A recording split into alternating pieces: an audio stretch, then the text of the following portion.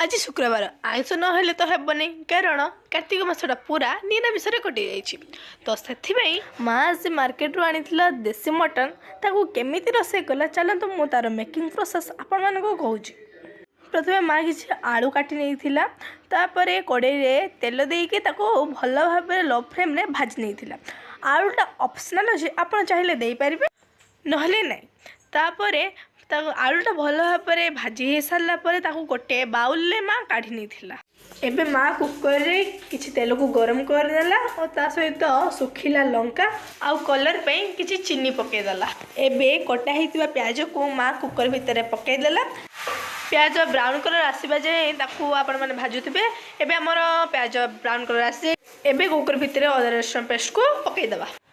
एबे ताको भल भाव कषि सारापर से स्वाद अनुसार लुण लंका गुंड हलदी गुंड हल्का से मीट मसला देके ताको भल भाव कषि नेबे।